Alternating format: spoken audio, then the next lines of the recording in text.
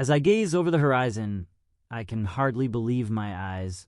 Before me stretches a vast, sprawling city, a magnificent metropolis. We've made it, but I have no idea who lives here or what kind of life forms call this place home.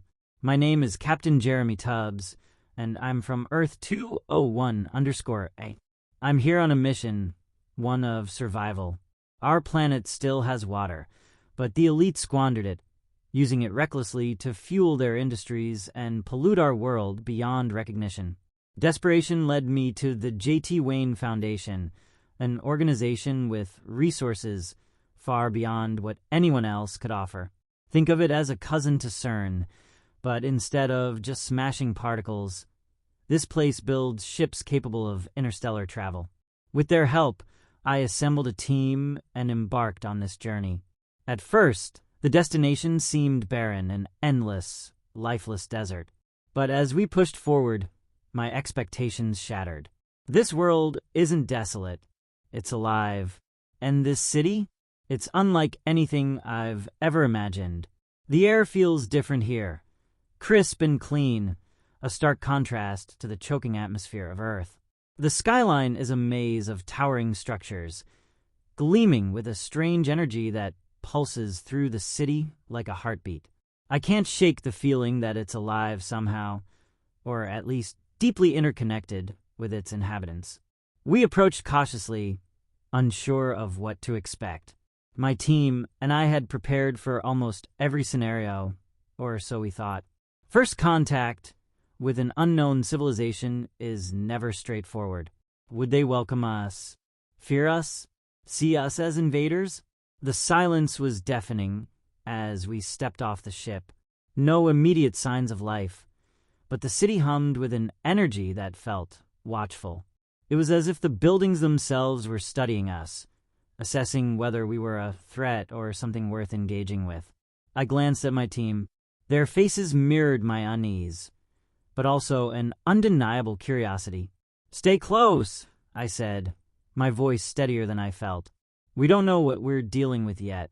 As we moved deeper into the city, we began to notice signs of life.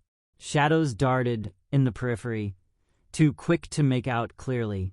Strange symbols glowed faintly on the walls, shifting and rearranging as if reacting to our presence.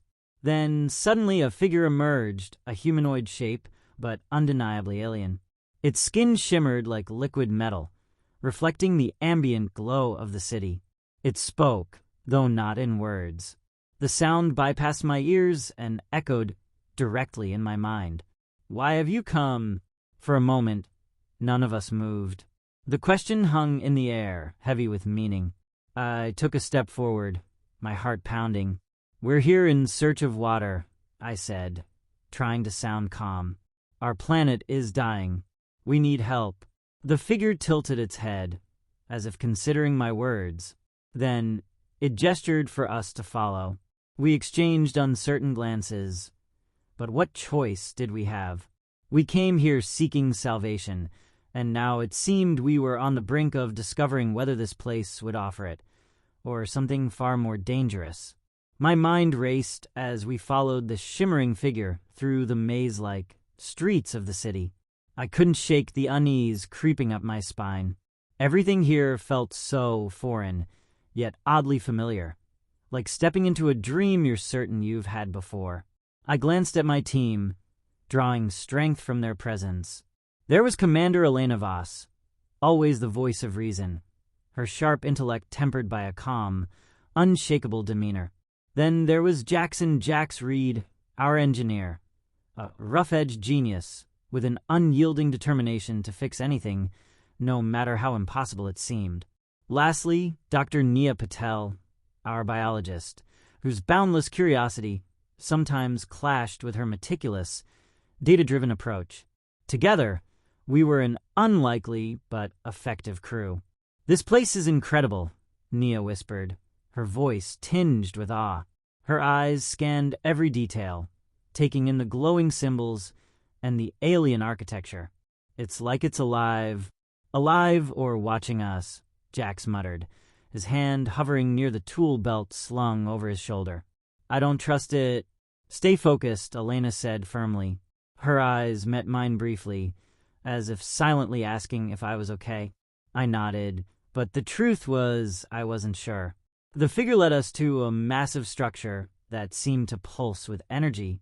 Its walls shifted and shimmered like liquid, yet somehow held solid form. The entrance opened as we approached, revealing a chamber filled with objects that defied explanation. Floating orbs, glowing crystals, and streams of light that coiled like living things. "Captain," Nia said, her voice trembling slightly, This is advanced. Beyond anything I've ever seen." I stepped closer to a floating orb, its surface swirling with images that looked like stars and galaxies. My reflection appeared briefly, distorted and alien. A chill ran through me. "Let's gather samples," I said, trying to sound decisive. "We don't know how much time we have, and we need to bring something back to Earth." Elena nodded and began organizing the team. Jax worked on extracting small pieces of the glowing symbols embedded in the walls, his tools emitting sparks as they made contact. Nia carefully collected vials of a strange, liquid-like substance from one of the floating orbs, her movements precise and deliberate. But as we worked, I couldn't shake the feeling that we were being watched, not just by the shimmering figure, but by something larger, something unseen. What if this is a trap?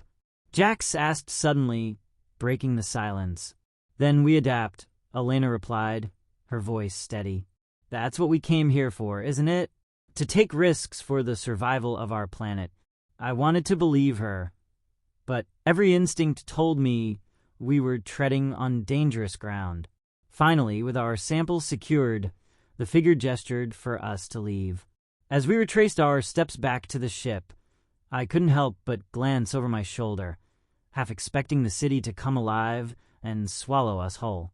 Once on board, I let out a breath I hadn't realized I'd been holding. "We've got what we came for," I said, trying to sound optimistic. "Now let's hope it's enough to make a difference back home." But even as the ship lifted off, a question lingered in my mind. What price would we pay for what we'd taken? As we ascended, the city below shimmered like a living jewel, growing smaller as our ship climbed into the alien sky. The samples we'd gathered were safely stored in the containment bay, but their strange energy seemed to hum faintly through the walls of the ship. None of us spoke for a while, the weight of what we'd just experienced pressing down on us. Elena finally broke the silence. "We need to analyze these samples before we get too comfortable. For all we know, they could be unstable, or worse." Nia nodded, already flipping through her handheld scanner, its screen flickering with data streams. "The liquid sample is unlike anything I've ever seen. Its molecular structure doesn't conform to any known elements. It's almost adaptive, as if it's aware of its environment." "That's unsettling," Jack said, leaning back in his chair and rubbing his temples. "And don't even get me started on those glowing symbols. They're not just decorative. I swear they reacted to my tools. It was like the walls were alive."